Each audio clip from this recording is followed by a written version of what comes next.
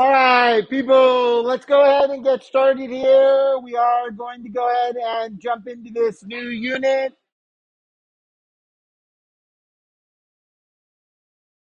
So,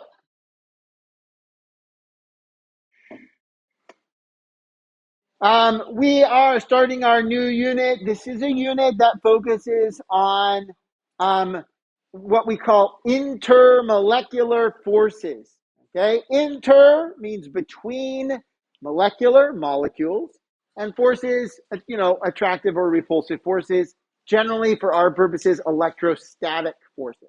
So this is a unit that primarily talks about why and how molecules attract each other. Okay. It is going to do a lot with or focus a bunch on phases, whether a substance is a solid, a liquid, or a gas. These are the kinds of things that we want to be able to explain from the point of view of the forces that are interacting in the molecule. So guys, don't lean on the chairs. You've already fallen once. Don't do that. Okay? So, don't lean in the chair. There we go. All right. So, before, however, we jump into the core of this intermolecular forces stuff, we need to have a better understanding of why and how, what are the different types of solid materials? How does the type of bonding affect what the solid material is? Okay, so our overall goal is to understand or focus on intermolecular forces, which exist in a particular type of solid. There are, however, other solids that don't have these same intermolecular forces. And today, we want to focus on those particular solids. There are sort of three categories of solids that we're going to talk about today. Four, maybe four, depending on how you count them. And then we're going to look at some of the particulars of some special categories that we're not going to spend much of the rest of this unit talking about, but these are things that do show up on the AP test occasionally. So, as I've said a couple of times, intermolecular forces, these are the attractive forces that hold different substances together. We have spent a pretty decent amount of time talking about ionic compounds. We've learned about lattice energy. We can gauge the strength of various ionic compounds, their attractive forces within them, the strength of those ionic bonds. We've also talked about covalent bonds and the strength of covalent bonds in terms of the number of electrons and how short those bonds are. But we can also categorize solids based on the types of attractive forces that are holding them together. So an ionic solid is held together by ionic bonds. When you hold a salt crystal in your hand, that is essentially one whole unit. It is entirely held together with ionic bonds. This is why melting points for ionic compounds are very high, thousands of degrees, because to melt the ionic compound, we have to break these ionic bonds, and they're very strong. So it takes a high temperature to break some of these bonds so that we can melt the substance. There is another category of compounds, of solids, that have similarly very high melting points. And these are ones where the entire compound is held together with covalent bonds. So this ionic compounds we've talked about, this is a category called covalent network solids. And this is a relatively rare type of compound or molecule where the entire thing is one giant covalent molecule. There are two key examples of this that you have to know that have shown up in the recent past on the AP test. The first one is based on diamonds, or carbon, I should say. So a diamond is a covalent network solid It is a three-dimensional network of carbon atoms. A diamond, every single diamond, the diamond you hold in your hand, from the little tiny ones that you might get to giant, Hope diamond, ones that are the size of your fist, those are single molecules. The entire macro diamond is one molecule held together by covalent bonds. Okay? This is different or distinct from like a big chunk of ice. Ice has separate water molecules that are held together by those intermolecular forces I was talking about, attractive forces between molecules. The big difference here is this is a single molecule. The reason why diamond is incredibly hard and has an extremely high melting point or vaporization point is because we have to break these very strong covalent bonds. However, diamonds are not the only form of carbon. There are multiple what we call allotropes. Allotrope is the word that we use to describe multiple forms of an element. So diamond is an allotrope of carbon, as is graphite. Graphite is a allotrope of carbon, pure carbon, but instead of forming a three-dimensional structure, graphite forms in two-dimensional structures. The individual graphite sheets are very hard to break apart. They are strongly held. The boiling point, melting point of graphite is very high, but these sheets between them have weak intermolecular forces. This is like one molecule and a separate molecule, and the attractive forces between them, which we're going to learn a lot more about tomorrow, they're called London dispersion forces, are substantially weaker than the covalent bonds that are making up the sheet or make up the three-dimensional structure here. So graphite, diamond, these are both allotropes of carbon. They are both examples of covalent network solids. You need to know that. So on a test question, when they say which of the following is a covalent network solid, and they list like 3 ionic compounds and diamonds, you know to pick diamonds as a covalent network solid.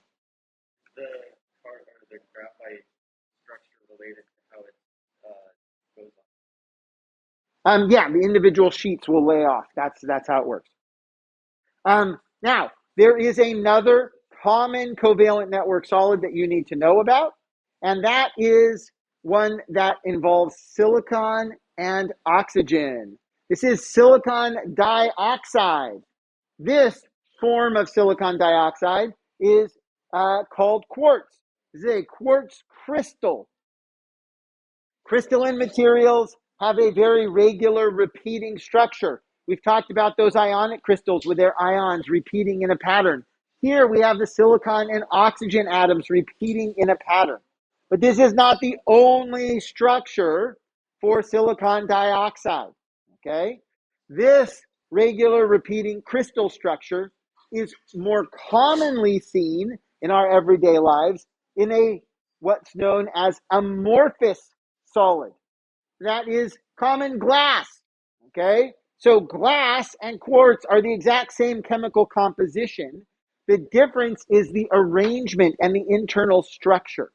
In glass, the silicon and oxygen atoms do not have a regular repeating pattern, right? In quartz, they have that same regular repeating crystal structure. Both substances have extremely high melting points because to melt them, you have to break some of these covalent bonds, and covalent bonds are strong, which means you have to heat it up to a high temperature to get them to melt. So you need to know that covalent network solids have very high melting points. They're generally hard. They generally don't dissolve in water, and that they have those properties because they are giant macromolecules that are held together by covalent bonds.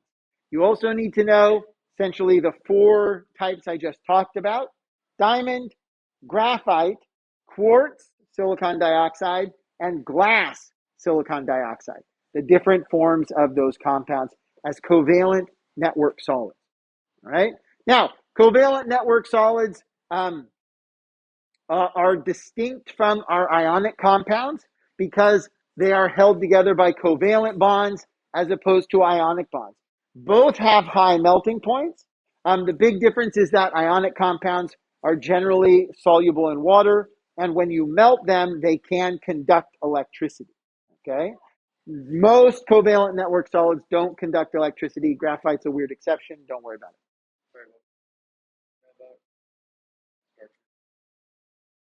That they are covalent network solids, that they have properties like high melting points and hardness. Um, so not melted, but when they dissolve in water or are melted, they will conduct electricity. So you can dissolve it in water and it will conduct electricity, or you can melt it and it will conduct electricity. These can, ionic compounds dissolve in water, covalent network solids no.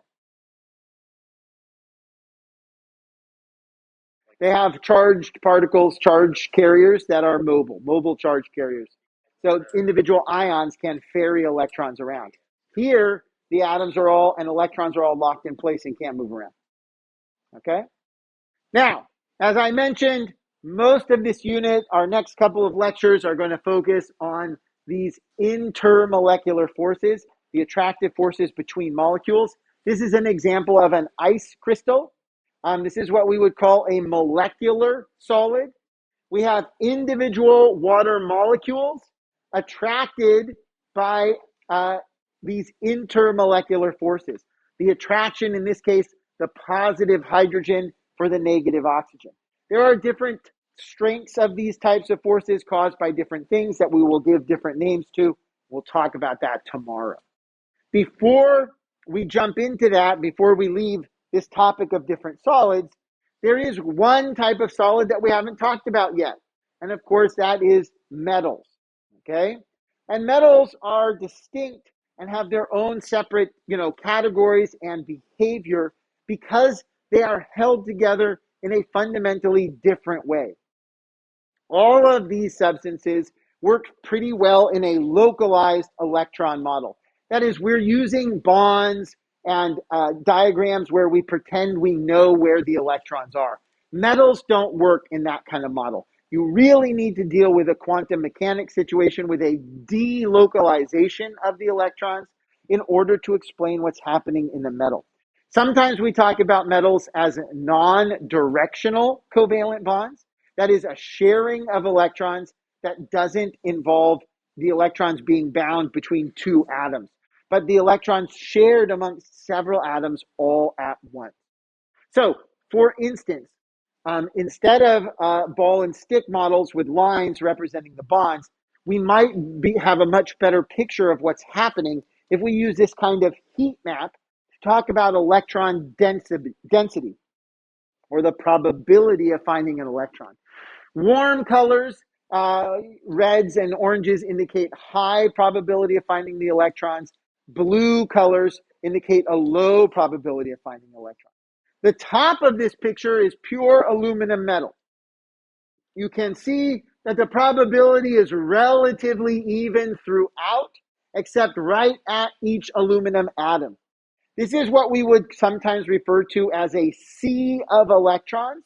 These are delocalized electrons shared amongst several atoms all at the same time. The electron is floating around someplace in this region with positive islands of the nuclei. Okay? What this does is it means that it is relatively easy for these atoms to slide around one another.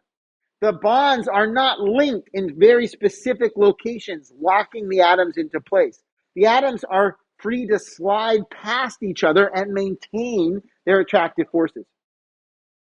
This is what gives metals their ductility or malleability. It makes them soft, where they will deform or bend, instead of brittle and hard, where they shatter or break. Okay? So metals have that malleable or ductile property because of this delocalization of the electrons. Additionally, because the electrons are not pinned down between specific atoms, they can move from one place to another easily. That's why metals can conduct electricity.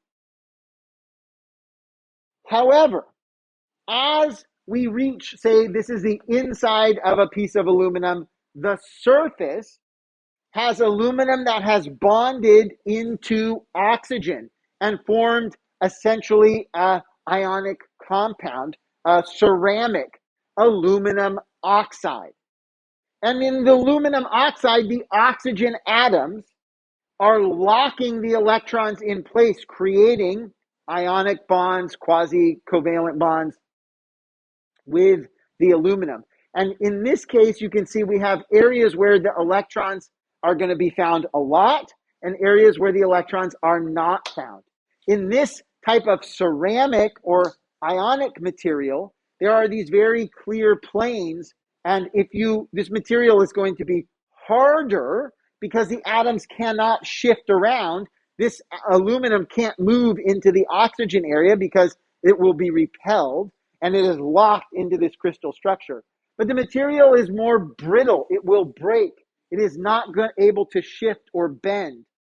So harder, but more brittle. This is softer, but more malleable. And it is driven by the difference in how the electrons are fixed in place in a covalent or ionic crystal versus the malleable, delocalized electron in the metal. Question. So would it also Yeah, aluminum oxide is an insulator. It's a very good insulator. Okay. It is not going to conduct electricity. All right. Whereas the aluminum will. Now, what happens is this aluminum oxide forms on the surface, but it prevents other oxygen atoms from penetrating deeper into the aluminum. It forms a very hard protective coating, which is why aluminum, which is relatively reactive metal, can be used for outdoor construction purposes, for airplanes, for all kinds of cars, all that kind of stuff. Because this aluminum oxide coating prevents oxygen from getting into the aluminum material itself. Question?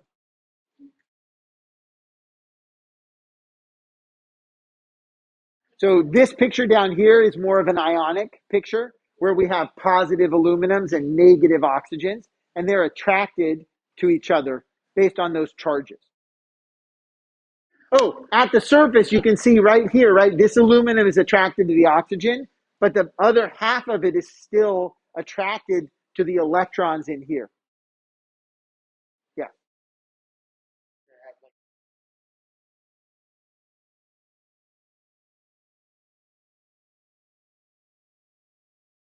No, the surface coating is very thin. So like your aluminum foil that you have at home has a surface coating of aluminum oxide. It's very thin and it's not stiff. It's still relatively flexible in that very thin coating. And what happens is when you bend it and it breaks on the surface, the oxygen just forms a new layer. It's kind of self-repairing. And that's fundamentally different than some other metals like iron, where the oxide coating is not well bonded onto the iron metal. And because of some volume change effects, it tends to pop off in a process known as spalling. And that's why iron will rust in the environment because the oxide coating keeps popping off. And the rust can eat through the whole iron material, as opposed to an aluminum oxide, which is a little bit more flexible, but also sort of self-repairing. Instead of continually sloughing off, it will stick much better to the aluminum. It's heavy compared to fabric and not very flexible. All right. Now, we've talked about these kinds of properties of the materials. They're driven by the internal structure. But it turns out that we can affect the internal structure by creating mixtures, which in metals we call alloys. Okay? And there are two fundamental categories of alloys that you need to know about. The first one is what we would call a substitutional alloy. This is an example where we have a copper crystal where a handful of the copper atoms have been replaced with zinc atoms. You can see that these slightly redder atoms here, these are zinc atoms that are taking the place of copper atoms. They have substituted into the crystal structure for those copper atoms. In this kind of structure, what happens is that the internal arrangement depends on the relative size, the relative radius of these atoms. If the atoms are roughly the same size, then the property of the bulk material will remain unchanged. So copper is soft and ductile. It's very malleable. It will bend. When you add zinc, for instance, if zinc is roughly the same size as the copper, that means that it won't disrupt the crystal structure, and the copper atoms can still slide past each other, meaning the material will stay malleable. However, if I added some atoms that were larger or smaller than the copper, they will cause disruption to the crystal structure, meaning the atoms will get locked into place and the material will become harder but more brittle. Okay? So, in a substitutional alloy, the amount of hardening of the material depends on the difference in the size of the radius. All right. So when you have roughly the same size atoms, you have very little hardening. The bigger the difference in the radius of the atoms, the more the material will be locked into place, the crystal structure disrupted, and the harder the material will become. Question? Bigger or smaller? It's a difference in the radius that's the key. Either way, the crystal structure gets disrupted either by collapsing in or being forced out, and then the atoms can't slide past each other. Now, in an extreme size difference, you can have very large atoms with very small alloy components. So, for instance, here I have iron and carbon atoms. Instead of replacing one of the iron atoms, the carbon atoms that we add fit in between the iron atoms. And we call this an interstitial alloy. That's one where the atoms are taking up the small spaces in between, what we call the interstitial spaces. Yeah.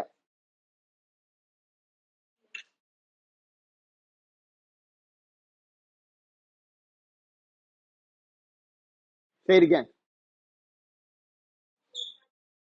Uh, Touching the sides is an amorphous concept. What is the side of an atom? This is all just a picture. It's much more fuzzy than that. So they don't. Yes, we're picturing them as hard spheres, but it's much more fuzzy on the edges. So this absolutely hardens the material. This carbon atom locks the surrounding iron atoms in place and they cannot shift. So this interstitial always get harder. This is like an extreme size difference. The carbon atoms are so small that they can fit in between these, and each one of them locks the surrounding iron atoms in place, preventing them from moving. This is the classic move from like a pig iron or a wrought iron to steel, carbon steel that you use for bladed objects or tools, implements, hard. This kind of thing makes the iron much harder. But it also makes it substantially more brittle. It's very likely to crack or shatter instead of bend, which is why you tend to meld the two things together when you're making an implement for striking or hitting things, like a sword or a chisel. You want a sharp point surrounded by a more soft, malleable iron to prevent the whole tool from breaking.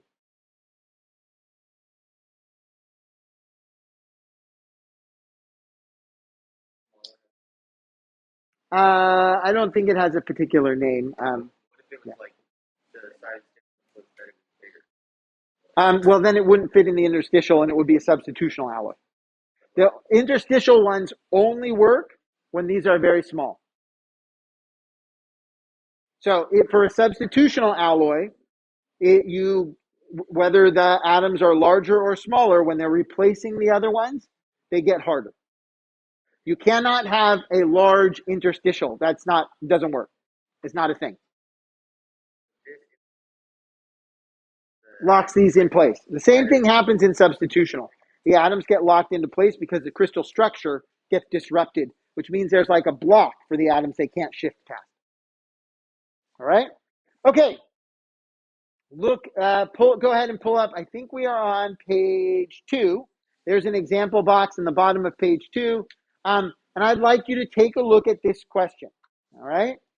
There in ancient times, there were when alloys began to be understood, people began to experiment with metallurgy. There were 2 big alloys of copper. Copper was one of the first metals that people found and worked with.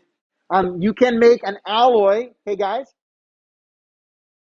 bronze and brass. Okay.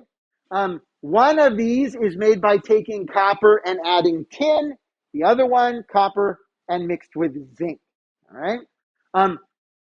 We know that bronze is significantly harder than brass. So bronze is harder. The question is, based on the information in this table, is bronze going to be a mixture of copper with tin or copper with zinc? And why? Okay? So this is about the hardness and what causes a hardening in the material. I want you to think about the things that we just talked about. So we'll take a couple of minutes, talk with your neighbors, look at the data in this table, make your guess. Is bronze copper and tin or copper and zinc? And why? Why do you think that? Couple of minutes. Couple of minutes to do this first example. You don't have to copy this all down, but you do need to answer this question. Is bronze copper and tin? And why, based on this data? Not just, oh, I remember from watching, history YouTube what bronze is.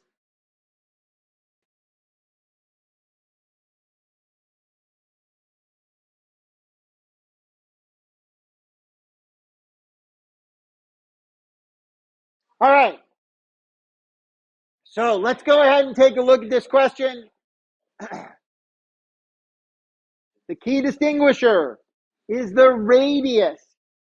The larger the difference in the radius, the more the crystal structure will be disrupted. When I put this question on the test, which I am going to do, you need to remember that it is the size difference that causes a disruption to the crystal lattice, which makes the alloy harder. Copper and tin have a larger size or radius difference than copper and zinc. So copper and tin will have more disruption to the crystal lattice, and bronze is made from copper and tin. All right? It's again the size radius difference that disrupts the crystal lattice, preventing the atoms from sliding past each other. That makes it harder. Now,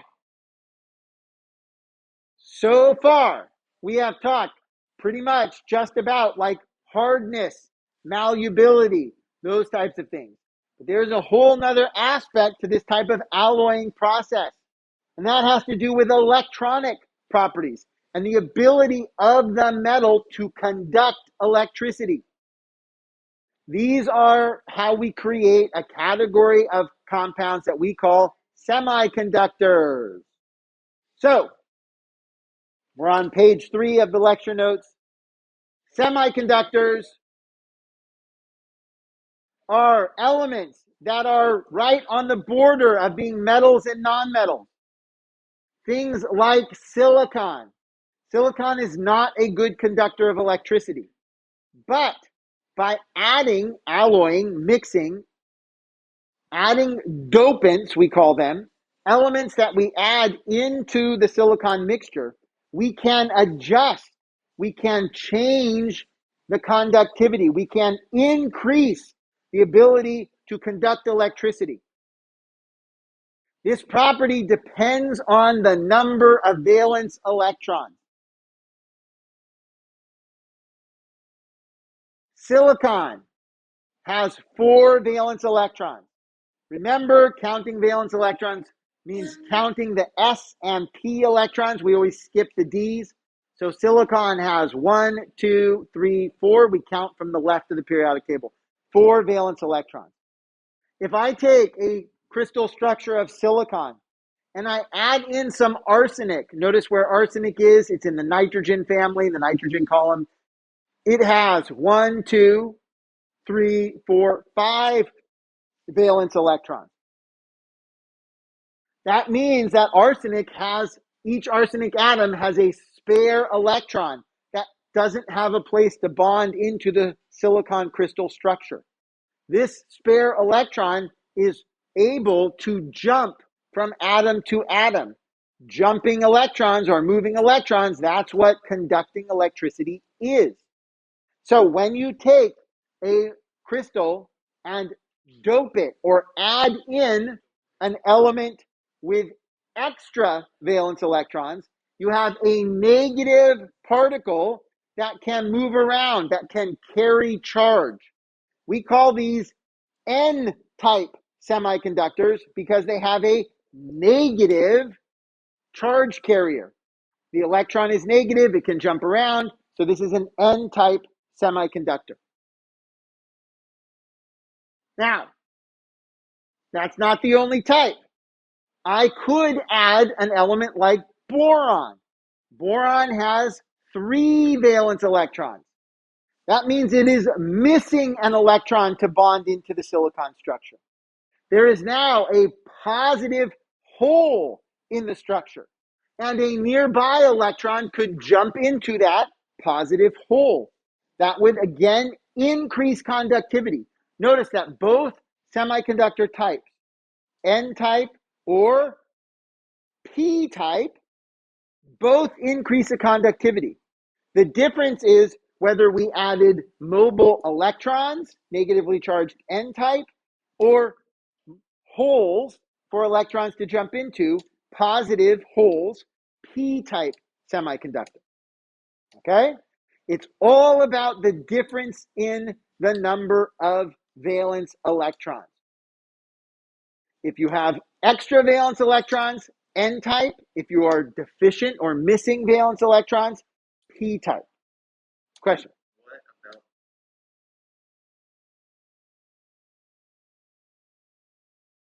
It's how many valence electrons compared to the bulk material. Silicon has 4 valence electrons.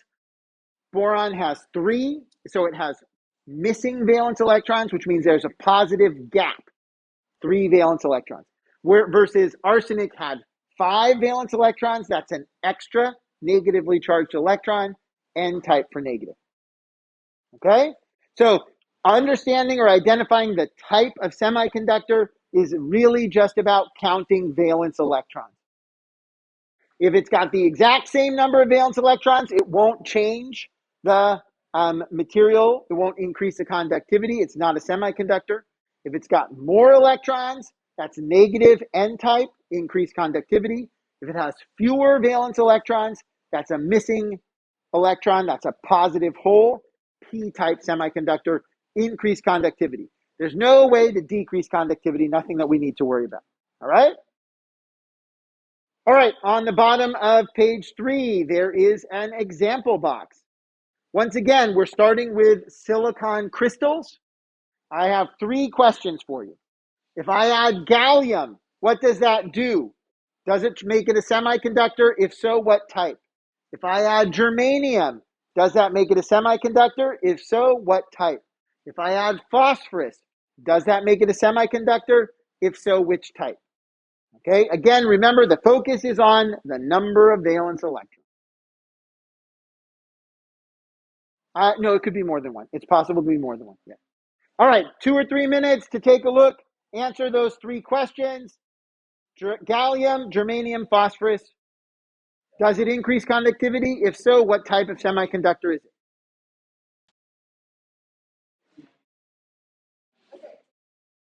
All right, let's go ahead and take a look at this. We look at silicon. That's our bulk material. That's what we're comparing everything to. Silicon has 4 valence electrons. Silicon has 4. Gallium, 1 column to the left, the boron column. Gallium has 1, 2, skip all the D's, 3 valence electrons. So gallium has fewer valence electrons than silicon. That means it will increase the conductivity by adding positive p-type holes. So gallium, 3 valence electrons, greater conductivity, p-type semiconductor. Germanium is right underneath silicon on the periodic table. It has 4 valence electrons. That means it's got the same as silicon. No change to the conductivity, not a semiconductor. Phosphorus, 1 column to the right, under nitrogen, has 5 valence electrons. 5 valence electrons means a difference in number of valence electrons, greater conductivity, because we have negatively charged electrons floating around, N-type semiconductor. Question? Nope. Protons don't have anything to do with this particular aspect.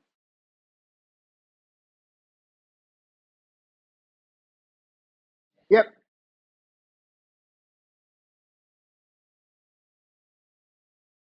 No change in the valence electrons. Same number of valence electrons, no change, no significant change in the conductivity. All right. So this is our sort of overview of different types of solids, right? We talked about ionic compounds, network covalent solids. Remember diamond, graphite, quartz crystals, and glass, silicon dioxide compounds. Then we went into metals. We talked about the delocalized electrons, the sea of electrons floating around in a metal. And we talked about alloys, substitutional versus interstitial alloys. Disrupting the crystal structure makes a metal harder.